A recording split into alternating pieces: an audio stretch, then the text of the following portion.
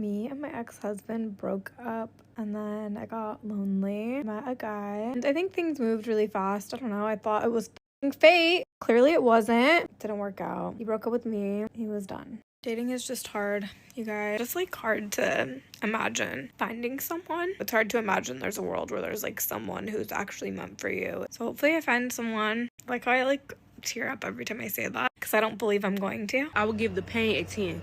A lot of people do tell you it's not that bad and things like that, but me personally, it hurt it really bad. So from what I'm hearing, this Muppet's marriage fell apart because she was chasing fame and putting interviews before her husband and kids. She apparently even missed her daughter's birthday party to do an interview in bed with Drake, where even he called her a bad parent. You missed your daughter's first birthday for to be here. Dark. Regret that you'll never be able to undo.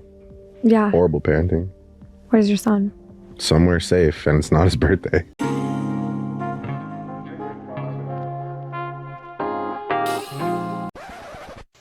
It doesn't really work that way. What do you mean? I did the thing with the hand. Yeah, no, that's not actually real. Did that go the way you thought it was going to go? Nope. When I decided that I was going to tell him that I wanted a divorce, I texted my therapist, our marriage counselor, and I was like, I need to tell him that I want a divorce, but I want to do it in a session so that there's like a mediator present. Got us in like ASAP, like 2 days later. And I walked in knowing that I was going to ask for a divorce. We sit down in our session. It's like really tense, really awkward. My ex was sitting there like, so why do we have an emergency session? Therapist was like, Jamie, do you want to start? And I just started crying and I was like, I want a divorce. You know, it's hard for me to like say the words. I'm done. I want a divorce. He sat there quiet. I'm sitting next to him crying. He didn't move. He didn't look at me. He didn't react at all. He just was stone cold. And eventually our therapist was like, would you like to respond? He responded right away and he's like, fine, let's just go ahead and finalize the details.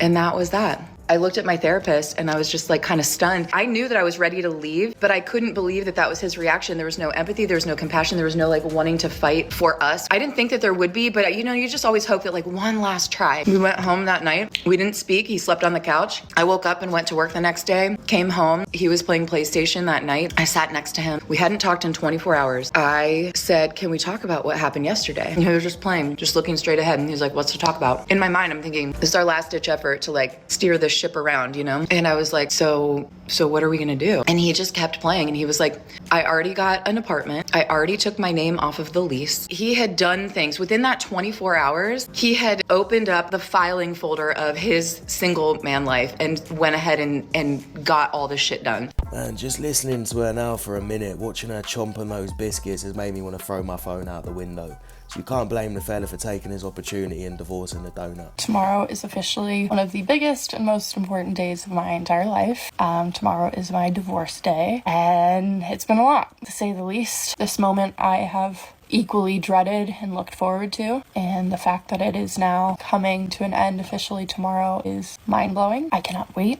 I'm so impressed and proud of myself that I have been able to get through this divorce alone. To be 25 years old and doing something of this caliber is huge. I am the youngest out of my friends to be married, and now I'm the youngest out of my friends to be divorced. So I'm gonna hold that with a lot of pride. Why is she talking about divorce at 25 years old like it's some sort of achievement? Your relationship failed. It's not something to boast about on social media, you muppet. Many months later. Tomorrow's Christmas, and I'm just crying because of how hard it's been. I feel like I'm trying to prove to myself I can be strong. It's really like painful dealing with the loss of everything. Not having my husband. Yeah, you're not so proud now, are you, you donut? I want to be independent. I don't need a man. I can do this all on my own. A few moments later. I just found out today that my ex-husband is engaged and I'm unwell. And like, even though, yes, it was me that was like, hi, I want divorce. I can't do this anymore. I can't do this anymore. I can't do this anymore. It brings up all these feelings. It brings up all this like stuff. And we have a kid and it brings up all this stuff around him. I bet she thought she'd get a divorce, get a better man, live a better life. And now she's seeing her husband live her dream and she's pissed off. She can't handle it. Congratulations, you played yourself. Guess who's single again? It's okay. You know, I've just come out of a marriage. Sarah's single. I feel good. 3 days later. I'm doing really ugly crying. Because, oh, I didn't know my cat was in here. She must have thought I was crazy. Oh, I'm just really realizing that my marriage is over and it's really bad. Oh, I'm really sad. Even though I don't want to be with him anymore, there is a part of me that wants him to still want to be with me. And when I kind of think about like what gets me upset, or why am I so sad about certain things, you know, of him wanting to also go through the divorce, you know, if I don't want to be with him. A lot of these women file for divorce expecting their husbands to beg them to stay, and when the husband moves on they get pissed off. It's like they want to be happier while the men remain miserable. That is not fair. That is not fair! Do you want to become a miserable old woman? I don't think any of us do. You've seen those women out there. The women that are nattering and nagging their husbands, that are bitchy, that aren't nice, that seem to be so unhappy, and we think, oh God, I hope I'm never one of those miserable old women. That happens from raising a family, working, and then all of a sudden we're in our 50s and 60s and we have nothing. We don't have a life. We don't have a life separate from our family or separate from our husband. And so we resent everybody. I did it. Here I am. It's amazing. I feel like a different person already. I feel like I can do whatever I want, and I'm not responsible for anybody anymore but me. I don't know. Things aren't going that great. I didn't know. I guess I did know. I would have this really strong reaction physically, trauma reaction, to finding out that my estranged husband has been having a new relationship. They always want their man again once they can't do better, but he does. So here it is. In case you didn't know, and this applies to both men and women, being cheated on is traumatizing as fuck. I was married for 21 years, and cheating was never an issue in our marriage. In fact, that was the least of my worries. I never had to worry about it. I never thought I did. I never had a feeling that I had to worry about it. Never on either side. And then I got divorced, and I come into the dating field, and it is an absolute shit show.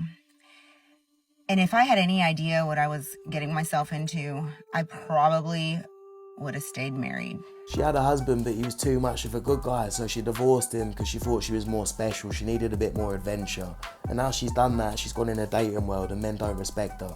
She's not that special, and she realises she can't do no better. If I had known this, it would have saved me from a second divorce. Every choice you make stems from what you believe you deserve. After my divorce, no confidence. It was my mission to get into another relationship and fall in love. Like, I needed to prove to myself that my divorce was the right decision. I needed someone to make me feel like I was worth loving. I didn't know how to do that for myself. And when you're coming from that place of lack, you choose the wrong partners. And here's divorce number 2. Another one. You know, life after divorce. As a woman, I would honestly sit here and say, as much as I've made the decision and the choice to divorce my husband then, I also regret it. I don't regret it because I still loved him, but I regret it because I feel like I denied my children the right and the opportunity to have what people call a normal family. Now today I'm sitting with kids who are in the statistic of divorce. So as much as I've divorced, I would never ever advise anybody to go through a divorce. Let me know what you think in the comments. Is it better for children if parents divorce or stay together in an unhappy or toxic relationship? What's the one thing you wish everyone around you knew about getting divorced? Everyone always prepares you that whenever you're going through a divorce, losing your husband or wife, you go through a grieving process, grieving for the loss of your marriage. But one thing that they really don't prepare you for is the loss of your best friend, the person that you always wanted to tell your day. And I wasn't prepared for that. I wasn't prepared for feeling that way, even when you're not together, just having that desire to have them as a friend. I'll tell you one thing that is clear is all these donuts that share all their personal lives on the internet with strangers need Michael. Get some help.